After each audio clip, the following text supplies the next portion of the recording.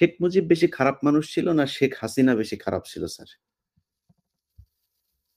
দেখো অ্যাকচুয়ালি শেখ হাসিনা তো তখন খুবই ছোট। তার সাথে তেমন একটা ইন্টারেকশন ছিল না। বিয়ে হয়ে গেছে ওয়াজেদের সাথে। কিন্তু আমি দেখতাম যে প্রত্যেকদিন রাত্রেই মায়ের খেতে, খেতে আইতো। মুজিব ভাই আমার বেগম মুজিব খাওয়ায়-টাওয়ায় এবারে পাঠায় দিত। আচ্ছা ওয়েট। তখন সে ছাত্র রাজনীতির মধ্যে কিছু পরিচিত ছিল তেমন বিশেষ কিছু না।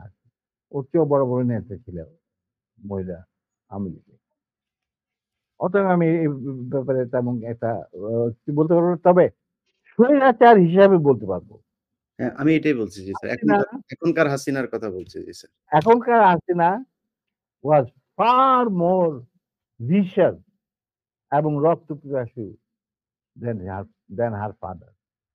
এটা বলতে আমার কোনো মুজিব বীজ বপন করেছিল একনায়কত্বে স্বৈরাচার।